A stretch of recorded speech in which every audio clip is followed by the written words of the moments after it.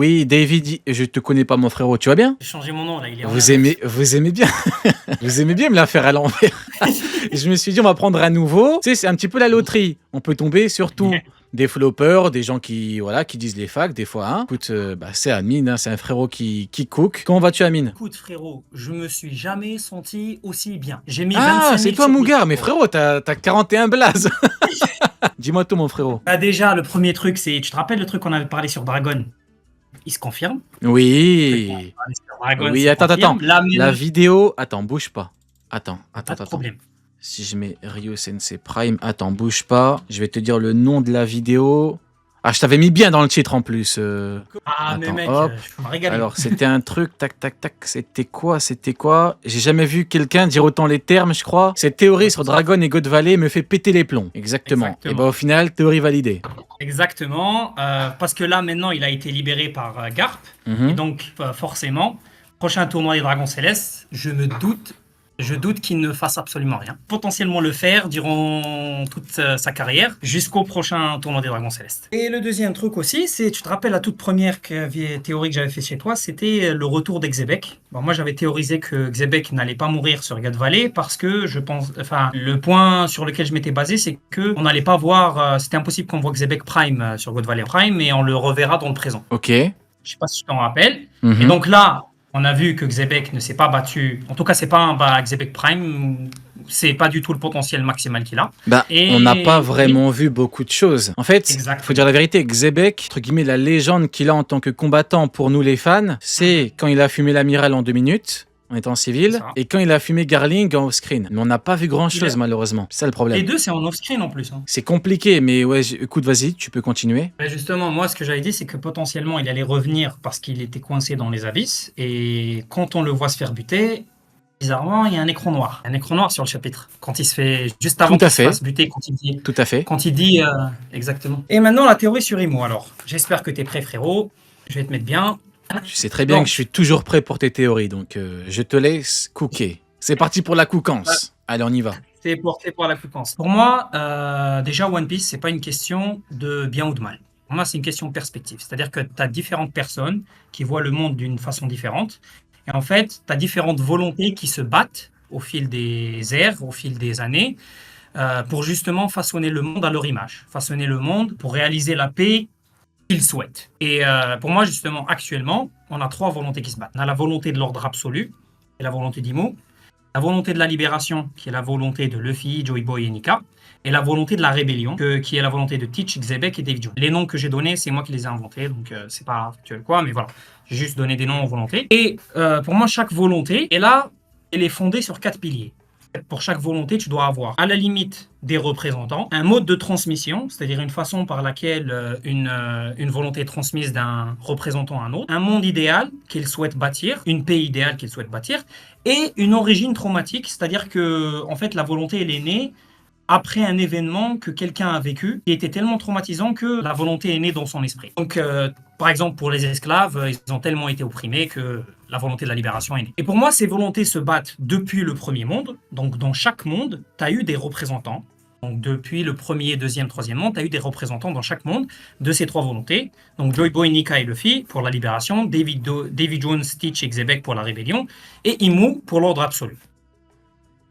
Maintenant, pour Imo, comment est-ce que je décrirais sa volonté? Pour moi, Imo, elle a une vision simple. Pour elle, si ce n'est pas Imo qui gouverne le monde est condamné. Pour moi, c'est comme ça que je vois Imo. Elle se dit que si c'est pas elle qui est à la tête, qui décide de tout, le monde va courir à sa perte. Donc en fait, pour elle, la loi, ça doit être la sienne. Et c'est pour ça qu'en fait, pour elle, elle ne transmet rien. Elle garde tout. Tout lui appartient. Elle ne peut pas concevoir l'idée de transmettre sa volonté, par exemple. Elle ne peut même pas le supporter. Même s'il y a d'autres personnes qui peuvent avoir la même mentalité qu'elle, eh ben elle peut pas pour moi, elle le conçoit pas. C'est pour ça que, par exemple, quand elle voit Xebec, elle l'appelle pas Xebec. La première chose qu'elle dit, c'est Davy D. Jones.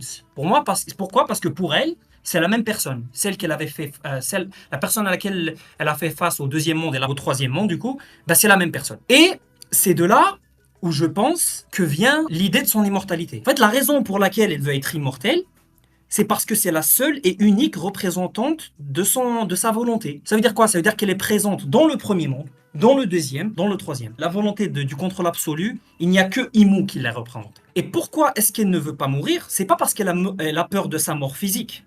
C'est parce qu'en fait, elle sait que si elle meurt, sa volonté, elle disparaît avec elle. Je te rappelle les petites paroles de Iluluk qui dit que un homme ne meurt que s'il n'est oublié.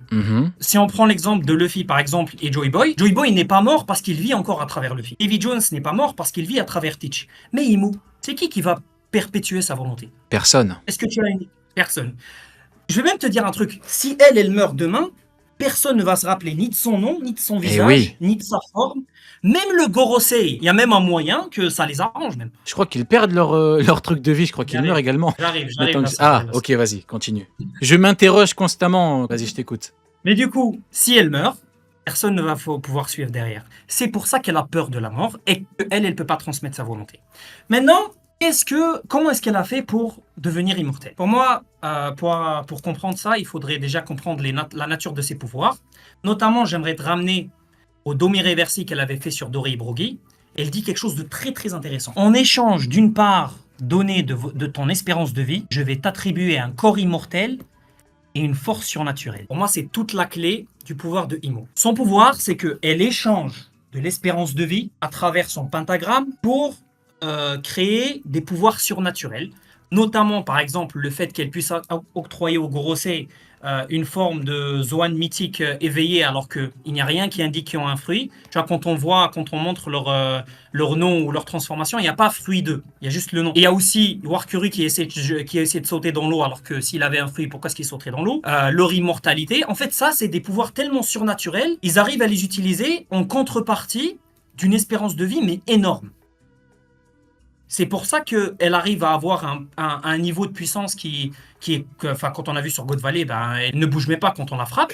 C'est parce qu'en fait, elle, c'est comme si elle avait un cheat code, dans le sens où, du moment qu'elle peut sacrifier énormément d'espérance de vie, elle va pouvoir énormément booster sa puissance à elle et celle de ses subordonnés. Tu vois ce que je veux dire ou pas? Tout à fait. Et d'ailleurs, les géants ont une très longue espérance de vie. Merci, putain frérot.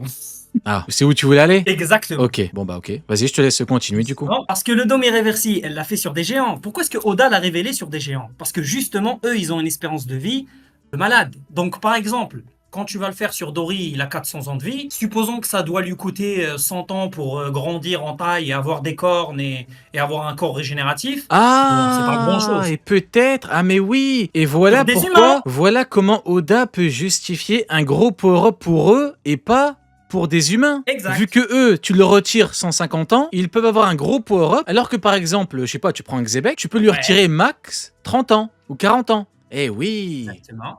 Eh oui. Et donc on peut avoir des ennemis beaucoup plus forts qu'ils ne le sont réellement. Je vais même, merci d'avoir rebondi sur Xebec, parce que j'avais fait cette prédiction sur le live de Sony. En fait, moi je pense, c'est que Xebec, quand il s'est fait frapper par Roger et Gar, on a vu son corps se faire désintégrer. Donc, mais par contre, maintenant, tout son corps est intact, mais il n'a plus de Domi Reversi. Pour moi, il y a la possible explication qui va dans mon sens, c'est qu'en fait, vu que lui, c'est un Domi Reversi sur une personne normale, donc comme les géants, il a dû consommer son espérance de vie pour se régénérer. Sauf qu'en fait, lui, vu que c'est un humain normal, consommer autant d'espérance de vie pour se régénérer, ça fait que ça diminue tellement qu'il ne reste plus suffisamment pour maintenir le Domi Reversi, et donc, il a perdu son Domi Reversi. D'accord. Donc pour toi, la régène ne pouvait pas, entre guillemets, fonctionner parfaitement à cause de la durée de vie. Exactement. En fait, elle fonctionne, mais malheureusement, lui, il n'a pas une durée de vie de je sais pas combien de temps, tu vois. D'accord, donc en fait, on était arrivé à la limite. Ah Voilà. putain, pas mal. Et donc pour contrer le truc, il faut aller jusqu'au bout de la régène, jusqu'au bout de l'espérance de vie. Eh ouais. Ah ouais, pas mal. C'est Ah pas ouais. terminé. Ah ouais, pas mal. Ouais, j'aime bien. Ouais, j'aime bien. Ouais, j'aime bien. Et donc là, le problème... Ouais, ok. La question qu'on pourrait se poser, c'est pourquoi est-ce qu'un Gorosei est un chevalier divin qui, supposément, ne peut pas se régénérer infiniment, ne peut pas faire telle ou telle chose, pourquoi est-ce que lui, il s'en fiche de se régénérer, ou même pourquoi est-ce qu'il s'en fiche de ne pas esquiver les coups, par exemple, comme Gunko? En fait, eux, la différence, c'est le même principe, échange d'espérance de vie contre pouvoir surnaturel. Sauf que eux, ils ne sacrifient pas leur propre espérance de vie. Ils sacrifient l'espérance de vie de Imo. Je dirais qu'il y a quasi limite. Je vais t'expliquer ça, mais disons qu'elle vit 10 milliards d'années, par exemple. Tu veux dire? Oui. Par exemple, Et c'est pas infini. Tu vas comprendre plus tard pourquoi est-ce que je dis ça particulièrement. Mais pourquoi est-ce que eux, par exemple, ils peuvent, du coup, eux, ils s'en fichent disons que c'est pas comme un dôme irréversible, et ben parce que eux, ils peuvent utiliser l'espérance de vie de Imu en échange du pacte. Bah, elle gagne quoi? Elle gagne des subordonnés, mais genre où elle a leur vie entre les mains. Pour moi, en fait, eux, c'est littéralement des extensions de son corps. C'est pour ça qu'elle peut apparaître à travers Gunko, et c'est pour ça qu'elle peut apparaître à travers le Gorosei. Tu vois ce que je veux dire? En gros, c'est une part de leurs jambes, de ses jambes, de son bras, de son corps. Tu vois ce que je veux dire? Tout à fait. Mais ça explique pourquoi est-ce qu'elle ne le fait pas avec tout le monde. Pourquoi est-ce elle ne fait pas avec un pacte avec tout le monde. Déjà, elle les domi-réversit pas parce que ils vont mourir s'ils utilisent leur espérance de vie. Et si elle met un pacte à tout le monde, bah ça va tellement drainer son espérance de vie à elle qu'à un moment, elle va arriver à zéro. Tout à fait. Et en fait, voilà. Et pour moi, en fait, ce qu'elle fait, c'est que pour elle, un monde idéal, c'est un monde où elle peut rester immortelle, où elle peut vivre jusqu'à la fin des temps, et elle peut préserver l'humanité, dans le sens où les humains vont toujours rester sur la vie, il y aura toujours une civilisation sur Terre. Et comment est-ce qu'elle fait ça? Étant donné qu'au fur et à mesure qu'elle a des Gorosei et des chevaliers divins, son espérance de vie va diminuer. Pour moi, ce qu'elle fait, c'est que elle a un plan pour toujours se récupérer, pour revigorer son espérance de vie. Ah, Comment mais est-ce qu'elle fait oui, quelqu'un dit, ça expliquerait le fait qu'on l'appelle le monde. Mais oui, ça? on pourrait avoir un être Exactement. qui, entre guillemets, a la même espérance de vie que le monde. Un truc du genre. Exactement. Hmm. Et comment est-ce qu'elle fait J'aime bien, tu cook, continue. Et comment est-ce qu'elle fait pour se revigorer en espérance de vie? Via les Eh gens. bien, ouais, mais quels gens? Et comment? Ok, j'ai la vision. C'est bon, j'ai compris. C'est bon, j'ai compris. J'ai compris. Écoute. J'ai compris, j'ai compris. Putain, j'aime bien J'ai quand tu compris. comprends rapidement. Ouais, j'ai compris. Vas-y, dis-moi, j'ai compris. Eh Attends, ben, je vais te l'écrire parce que les gens ils vont Ok. me prendre pour un menteur. Attends, je vais te Ouais, l'écrire. écris. Tu me dis, tu lis pas. Tu me dis si j'ai raison ou pas. Parce qu'ils vont me prendre pour un Je mytho. dis pas, je dis maintenant, après je dis ça. Voilà. Lis, j'ai écrit un mot. Est-ce que c'est ça? Putain, mais t'es trop un génie, ouais. Voilà. Maintenant, ils peuvent pas dire que je suis un menteur. Vas-y, je te laisse continuer. continuer maintenant. Oh là là, mais ouais, non, mais t'es trop fort, mec. Allez, je t'écoute. Ah ouais. Ok. Bah, en fait, on a une petite révélation de la part de Gunko qui dit que le monde était censé disparaître dans le silence. Sauf que Vegapunk a vendu la mèche. Ben, comment est-ce que le monde devait disparaître? C'est à travers l'eau. Il devait noyer tout le monde. Eh oui, Pourquoi est-ce qu'elle voulait noyer tout le monde? Eh ben parce qu'elle voulait faire aussi Mhm. global. tout à fait. Pour justement récupérer l'espérance de vie de toutes les personnes qui vont mourir. Ça va revigorer son espérance de vie à elle. En plus de ça, elle va garder une petite population humaine qu'elle va utiliser pour repeupler du coup. Et l'humanité. oui, Imu est arrivé à la fin du cycle en fait. Imu est arrivé, il lui reste plus autant d'années qu'avant. Exact. Et C'est oui, pour ça qu'elle fait pas grand chose. Elle se bat pas sur God Valley. par et oui. Sinon, elle est dans la merde. Il ou elle est dans la merde. Cette chose est dans la merde. Exactement.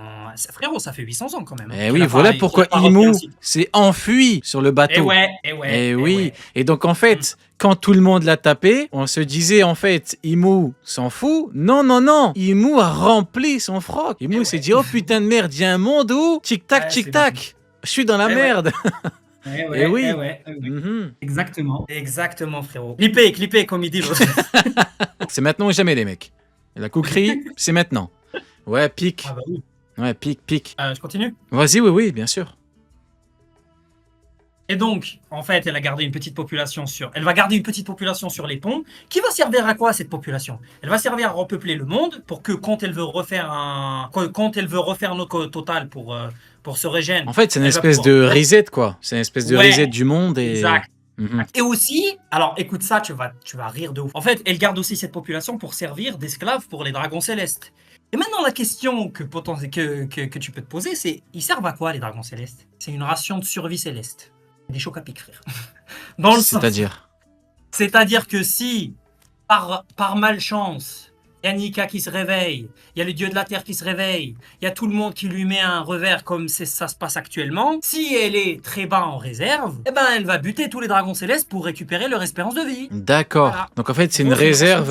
Ouais, ration de survie. Une ration de survie, d'accord. Ok. Franchement, j'aime beaucoup. Dans le premier monde, on pourra avoir Nika, le deuxième Joy Boy et le troisième Luffy. Ah, et en c'est fait, différent. on est au moment fatidique où c'est chaud pour Imu. Sauf que cette Exactement. fois, Imu va tomber. Sachant que sachant que, pour moi, Imo, elle est là depuis le premier monde. Oui. On sait qu'il y a eu beaucoup de morts après le premier monde. Pour moi, ce qui a fait que tout le monde est mort, c'est en fait Redline qui est sorti. Ça a fait monter l'eau de ouf, ça a tué tout le monde. Elle a récupéré, la première fois où elle a récupéré énormément d'espérance de vie, c'est quand Redline est sorti.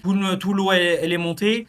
Elle a buté tout le monde, elle a récupéré l'espérance de vie de tout le monde. La deuxième fois, c'est dans le siècle oublié, il y a Vegapunk qui dit que l'eau elle est montée durant le siècle oublié, et maintenant elle veut le refaire. Et en fait, elle aurait fait ça du coup. Ah, attends, putain, je viens d'avoir une vision. Je crois que tu as eu la même vision que j'ai eue, mais vas-y. Ah putain, parce qu'en fait il y a beaucoup d'infos, donc quand tu parles de ration de survie, c'est quoi l'un des débats qu'on a vis-à-vis de la rédemption dans One Piece? C'est les dragons célestes. On se dit ces mecs-là ne devraient pas avoir le droit à la rédemption. Et donc Oda, il va faire en sorte que c'est pas Luffy ou autre qui va les tuer, c'est Imo. Tu penses à ça? Ouais. Ah bah exactement. Bon bah écoute, Non, mon HDO est peut-être trop évolué, frérot. Je vais me taire. Je vais te laisser continuer ta théorie. Chance, non mais... Je vais te laisser continuer. Il n'y a pas de problème. Et en fait, pour moi, ça, c'est le monde idéal pour Imo. C'est-à-dire qu'en fait, pour elle, c'est un monde de paix. Pourquoi? Parce que la civilisation, elle va continuer à vivre. Il y a des morts. Et pour elle, c'est des insectes. D'ailleurs, il y a Saturne qui le dit. Il dit que ce n'est pas grave si on perd quelques insectes. Il y a toujours des humains ailleurs pour se reproduire et remplacer. Donc pour elle, ça, c'est pas une grosse perte. Et donc, pour elle, ça, c'est un monde parfait. C'est un monde idéal. C'est un monde stable. Un monde rigide qui ne change pas. Imo ne sera jamais en danger. Sera toujours au top. Et rien, jamais ne lui arrivera. Pique. Je valide totalement. J'aime beaucoup. J'ai la vision totale. Ouais, j'aime énormément. L'une des meilleures théories que j'ai entendues à propos d'Imo. Bah écoute, en tout cas, big up pour la théorie, hein, franchement. Tu ne déçois jamais. Big up mon frérot. Masterclass. Merci frérot, merci beaucoup. J'ai juste un truc à dire. Tu m'as dit, par rapport aux théories, dis-toi que j'ai actuellement 20 théories en stock aussi. 20 théories? Attends quoi? Je t'avoue, je suis vraiment sérieux. Bah écoute frérot, merci beaucoup. Bah avec grand plaisir, merci à toi. C'est à moi de te remercier frérot. Tu fais honneur à l'Euro Jackson. J'ai juste un truc à dire. Pendant qu'il y a des gens qui se focusent sur Garp et sur Mihawk, il y en a d'autres qui regardent dans le futur. Voilà. Non, Jackson, il voit dans le futur, il voit dans le passé. On peut faire les deux. Le problème, c'est que quand tu ne fais que du Garp et que à la fin, t'en viens à devoir avouer que Dragon est un pro Rio, tu vois, t'as pas la porte de sortie vu qu'en fait t'as fait tapis sur Garp. Maintenant, t'es dans la merde. T'as joué au poker, t'as fait tapis, t'as dit c'est le meilleur des hommes. Et maintenant, t'es dans la merde. Voilà, maintenant, Oda est un pro Rio. Qu'est-ce que tu veux que je te dise? Tu peux même pas. Qu'est-ce que tu veux que je te dise? Tu refais la totale, théorie, puissance, mentalité. C'est pour ça, moi, ça me fait rire ceux qui disent ouais, tu parles maintenant de sa mentalité. J'en parlais, tu connaissais même pas One Piece, frérot. C'est comme pour le Hakidero. On me dit ouais, tu disais Hakidero, mais je disais que Garp, le boxeur, c'est moi qui théorisais le Hakidero offensif, bordel de merde. Je parlais d'un hypothétique Hakidero pour Garp, tu connaissais même pas One Piece. Hein, c'est juste qu'il y a eu la ruche et malheureusement, il fait pas de connaissance à personne, c'est pas de ma faute. Hein, si son Hakidero est inoffensif. Hein, mais bon, tu sais, je connaissais le Hakidero offensif, il a inventé le Hakidero inoffensif. Mais qu'est-ce que tu veux après? En fait, le problème, c'est que si j'essaye de me justifier constamment, je vais faire que ça de ma vie, tu vois. Donc moi, ça me dérange pas que les gens disent ça ou ça. Après, que veux-tu, frérot? J'ai pas que ça à foutre, c'est comme ça. Mais bon, en tout cas, tu fais honneur à l'Euro Jackson. Merci beaucoup, mon frérot.